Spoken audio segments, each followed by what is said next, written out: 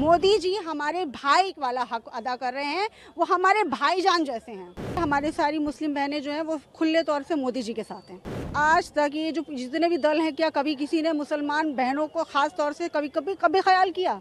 कभी ख्याल नहीं किया गया। हम मुसलमान बहनें क्या मोदी जी के सिवा किसी और के बारे में सोच सकते हैं? जैसे इंडिया में प्राइम मिनिस्टर चाय वाला है, अपनी पब्लिक के लिए, अपने कंट्री के लिए डेवलपमेंट कर रहा है, क्या हमें ऑक्सफोर्ड से बड़े लीडर चाहिए या ऐसा चाय वाला चाहिए जो अपने पाकिस्तान को कहां से कहां ले? हमारा जो बलूचिस्तान के हालात है वो इंडिया के मुसलमानों से ज्यादा बदतर हैं, बदतर सूरत हाल में। अगर आप लोग मतलब थोड़ा डिस्कवर करें, अगर आप लोग थोड़ा मतलब इन्फॉर्मेशन लें, अगर आप गूगल करें ना, तो आपको पता लगेगा जो वहाँ पे जुल्म हो रहे हैं इंडिया के मुसलमानों पे वो नहीं हो रहा। सीन ऐसा है कि हमें ऐसा प्रोपेगेंडा फैलाया गया और हमें ऐसा बताया गया कि वहाँ पे मुसलमान जो हैं तकलीफ में, उन भाइयों को तशद्दुद का निशाना बनाया जा रहा है। मतलब गाय माता को अगर कोई ज़िबा कर दे तो उनको उनके रिलीजियस टच देकर उन्हें मार दिया जाता है। वैल्यूज का डिक्लाइन पूरी दुनिया के अंदर ये कोई एक आज से शुरू नहीं हुआ। इसके साथ मेरा जो सपोर्टिंग आर्गुमेंट है वो ये है कि जब भी कोई सिस्टम क्रिएट किया जाता है, बनाया जाता है, और बिलखसूस जमहूरियत एक बहुत पुराना सिस्टम है, जब बनाया गया टाइम टू टाइम हमने इसको रिफॉर्म नहीं किया। इसकी देखिए मिसालें मैं देना चाहूंगा कि देखें आदि दुनिया के अंदर, जहां डेमोक्रेटिक दुनिया की बात करो, वहां पे मल्टी पार्टी सिस्टम। चाय वाले उनके जो प्राइम मिनिस्टर हैं वो ना सिर्फ अपनी पब्लिक के साथ, उन्होंने 1 करोड़ या मतलब इतने लोगों में उन्होंने सिलेंडर जो है वो तकसीम की सर। चांद तक गया इंडिया, ठीक है। आप स्पेसशिप में आप 20 नाम ही नहीं है, आपका कोई नाम ही नहीं है। मुझे बता दें कि उनका कोई भी बड़ा नाम होता है ना, आप कोई भी बड़ा काम देख लें, आप यहाँ तक देख लें, अब दुबई और सऊदीया में भी ना अब पाकिस्तान ज़्यादा इंडिया को जो है ना वो प्रेफर किया जाता है कि यार ये बंदे ठीक हैं। आपका तो नाम ही फ्रॉडिया के तौर पे इस्तेमाल होता है। पाकिस्तानी जहाँ जाएं सबसे बुरा फ्रॉडिया नाम पाकिस्तानी का। हाय दोस्तों, आपका स्वागत है केश न्यूज चैनल में। दोस्तों, इन दिनों पाकिस्तान में इलेक्शन होने वाली है। इस पर पाकिस्तानी पब्लिक का कहना है कि हमें ऑक्सफोर्ड से पढ़े लिखे गवार प्राइम मिनिस्टर नहीं चाहिए, हमें चाय वाला मोदी जैसा प्राइम मिनिस्टर चाहिए जिसने भारत को डंका पूरे वर्ल्ड में बजवाया है और अपने देश को सुपर पावर बनाने की तरफ ले जा रहा है। दोस्तों, पाकिस्तान और भारत दोनों एक ही समय में 1947 में आजाद हुए थे, लेकिन दोस्तों आज भारत और पाकिस्तान का कंपेरिजन नहीं कर सकते हैं क्योंकि पाकिस्तान इकोनॉमी के फील्ड में बहुत पीछे छूट गया है। वहीं दोस्तों अगर भारत की बात करें तो भारत आज वर्ल्ड में 5th लार्जेस्ट इकोनॉमी बन गई है और स्पेस में भी चांद तक पहुंच गया है। वहीं दोस्तों पाकिस्तान के इकोनॉमी का हाल खस्ता है। जी हाँ दोस्तों, पाकिस्तान कर्जे से चलने वाला देश बन गया है क्योंकि पाकिस्तान जब से आजाद हुआ है तब से अपना पूरा ध्यान कश्मीर पर लगाया हुआ है। वहीं दोस्तों भारत जब से आजाद हुआ है तब से डेवलपमेंट पर ध्यान दे रहा है। दोस्तों अब वीडियो को स्टार्ट करते हैं और देखते हैं कि इस पर पाकिस्तानी मीडिया क्या रिएक्शन देती है। उससे पहले अगर आप मेरे चैनल पर नए हो तो चैनल को लाइक और सब्सक्राइब जरूर कर दें। हमारे पाकिस्तान को चला कौन रहा है? हमारा पाकिस्तान बेहतरी की तरफ कैसे जाए? जी, पाकिस्तान चलाने की बात करेंगे तो फिर ये आपका चैनल भी बैन हो जाना। ना करो, छड़ दियो, अल्लाह दे बंदो करे चक्कर च पे हो। इशारों में बता, बस इशारे, बस छड़ दियो, बस ठीक है। कौन चला रहा है इशारों में बता दे। आपको भी पता है भाई जी, जो करेगा इशारा करे ना, इशारा काफी है। मोदी के खिलाफ है बंदे, लेकिन मोदी जो मुल्क की बात करता है वो सबको साथ लेके चलता है, उसकी मजबूरी है। वो अकेला मोदी के नहीं कंट्री की बात है, उधर हम सारे इकट्ठे हैं। अब दुनिया को तो नजर आता है ना मोदी सब का है, लेकिन मोदी के साथ उसकी पार्टी खड़ी है, उसकी दूसरी पार्टी खड़ी है, उनकी पब्लिक ये कहता है मैंने ये चोरा, मैंने जब इसने इन चोरों के साथ किसके साथ बैठेगा, फिर किसके साथ चल के मुल्क संभालेगा? वो अकेला संभालेगा? पीटीआई अकेली है, नैब भी वही है, पाकिस्तान भी वही है, हुक्मरान भी वही है। एक बंदा सुप्रीम कोर्ट खुद कह रहा है कि ये चोर है, उसके बाद फिर सुप्रीम कोर्ट ही रिहा कर रही है।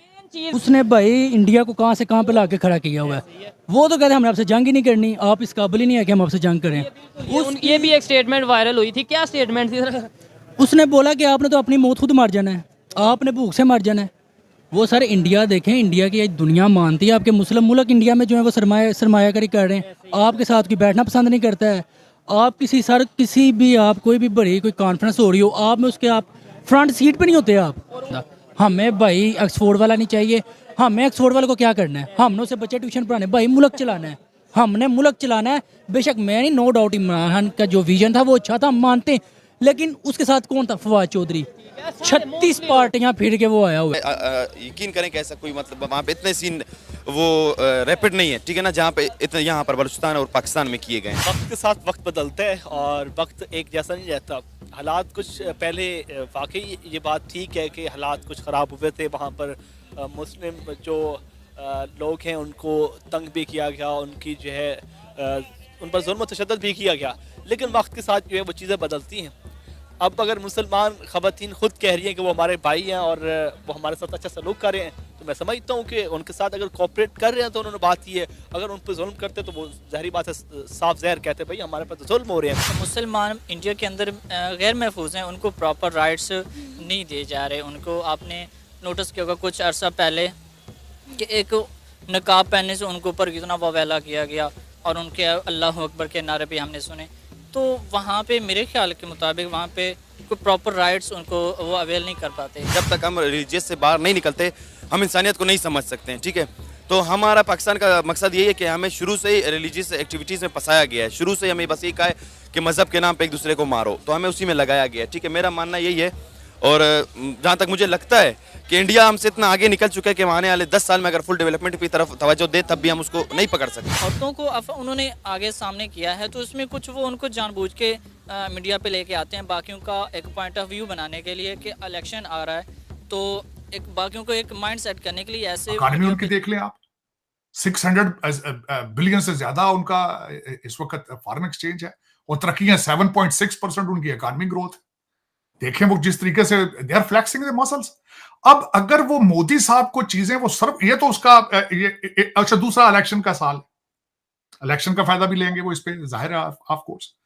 लेकिन उसमें अगर देखा जाए तो इसमें हमारे जो मुसलमान हैं वहां पे और दूसरे लोग हैं सारे इसको जज्बाती तौर पे ले जाते हैं। हालांकि जज्बाती नहीं होना चाहिए, ये हकीकत है कि इन्वेडर्स आए थे, उन्होंने कई मंदिरों के अंदर मस्जिद बनाई थी। ये कोई एक बाबरी मस्जिद का अकेले का मसला नहीं था, ये वहां पे क्योंकि वो थे और कन्वर्जन करते रहे बाय फोर्स, इसमें कोई शक नहीं है। आप हिस्टोरिकली कोई किताब पढ़ के देख ले आप, कन्वर्जन ज्यादातर जहां पे हुई है बाय फोर्स हुई है या लालच दे के हुई है। जो कुछ भी जमीनों की जिस तरह भी कन्वर्जन होती रही है, हमारे लोग उसमें जज्बाती बजाय के तारीख को पढ़ने के उसको सेंटी होकर उसको चीजों को देखते हैं।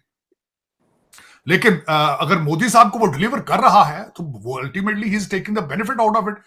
That can be a religious move, that can be a political move as well. लेकिन जिस तरह उन्होंने अब मैं जिस तरह उनको देखता हूं कि the way they are playing their foreign policy strongly wisely, the way they are economic policies में स्ट्रेटेजिक ऑटोनॉमी उनकी, जिस तरीके से मैं देखता हूं मुसलसल उस चीज को, जिस तरीके से वो ग्लोबल साउथ को लेकर चल रहे हैं, जिस तरीके से वो एक असला प्रोड्यूस करने के वो सिलसिले में है, जिस तरीके से वो लिथियम को एक्वायर कर रहे हैं, जिस तरीके से वो पेट्रोलियम अपनी सेफ्टी चाहते हैं, इन्फ्लेशन ना आए, जिस तरीके से अपने वो सी रूट्स को प्रोटेक्ट कर रहे हैं, तो they are almost they are achieving the target of being a super power. America को सबसे बड़ा इशू इस वक्त ये है, बल्कि वेस्टर्न सिविलाइजेशन को सबसे बड़ा मसला ही उनका यही नजर आ रहा है कि उनकी इकोनॉमी इतनी तेजी से आगे जा रही है और वो आंखें भी दिखा रहे हैं साथ। और दूसरा मैं सबसे ज्यादा, मैं क्योंकि खुद एक इमिग्रेंट हूं, जो मैं सबसे ज्यादा बात उनकी प्रेज करता हूं कि Indian diaspora is the strongest diaspora on the planet, regardless any country you pick up. कोई भी, आप भारत देख लें, ना कनाडा देख लें, अमेरिका देख लें, यूके देख लें, आप साउथ अफ्रीका देख लें। साउथ अफ्रीका का पिछला जो प्राइम मिनिस्टर था जो उनका, उसका वो गुप्ता, क्या नाम था उसके साथ, गुप्ता साहब थे, जो बहुत बड़े वहां पे वो जिनके ऊपर करप्शन के चार्जेस थे। दुबई देख लें आप, दुबई देख लें आप, वहां पे देख लें इंडियन डायस्पोरा की अमीर तरीन डायस्पोरा, स्ट्रॉन्गेस्ट तरीन है। अबू धाबी में जिसकी हम अभी बात कर रहे थे कि वहां पे मंदिर सबसे बड़ा बन रहा है, आप उसकी मिसाल देख लें, उसके पीछे क्या है, उसके पीछे डायस्पोरा है। न्यू जर्सी के अंदर बहुत बड़ा मंदिर बन रहा है इस वक्त, अमेरिका का सबसे बड़ा मंदिर, वो भी डायस्पोरा बना रहा है, वॉलंटियरिज्म कर रहे हैं, they are committed to their cause, they are committed to the religion, they are committed to India. इससे सीखना होगा आपको। मैं हमेशा यही कहता हूं, मेरे हमारे सुनने वाले सबसे बड़ा मुझसे यही कहते हैं कि पता नहीं शायद ये इंडिया भगत है, ये क्या इंडिया गीत, और मैं ये कहता हूं सिख लो ना को कुछ सीखण होता जिते। आपने अफगानिस्तान से भी सीखने की कोशिश की, आपने तालिबान के जश्न मनाए हैं, अगले मुंह ते चुक के मारी जे, उन्हें क्या परा करो, उन्हें क्या अपने मिसाइलों के नाम ही चेंज करो अपने। तो लेकिन ये कि आप सीखें कुछ उनसे। आप एक ऐसा मजहब है, दुख के साथ ये कहता हूं, जिसका पहला लफ्ज इकरा है और सबसे ज्यादा अनपढ़ आप हैं, सबसे ज्यादा जाहिल आप हैं। आपका हर मौलवी जाहिल है जो आपको सब रोजाना जुमे के खुतबे लीड करता है, आपकी मस्जिदों में सारा दिन सियासी तकरीरें करता है। पूछा जाए तो वो दो लफ्ज ना उर्दू के जानता है ना इंग्लिश के जानता है। अरबी मुंशी फाजिल पढ़ के आ जाते हैं ਤੁਹਾਡੇ आलम सारे। अरबी डॉक्टर साहब ने PhD अरबी च की थी। और यार को खुदा दा खौफ करो, तुसी को बचो, कोई तरक्की वाले पासे जाओ। मैं आज I'm shocked कि चीमा साहब किसी के मुंह से अभी तक मैंने 2 लफ्ज नहीं सुने। आज मैं खासकर 2-4 दिन से, क्योंकि ये हमारे न्यू ईयर की छुट्टियां हैं और मैं मुसलसल यहाँ पे कोशिश करता रहता हूं, पढ़ता रहता हूं अगले सालों के जो आगे लोग आर्टिफिशियल इंटेलिजेंस के बारे में पढ़ रहे हैं। और मैं देख रहा था कि इस वक्त मैंडेटोरी कर दिया है उन्होंने भारत की इंडियन इंस्टीट्यूट ऑफ टेक्नोलॉजी में आर्टिफिशियल इंटेलिजेंस और डाटा की कंप्यूटर डाटा की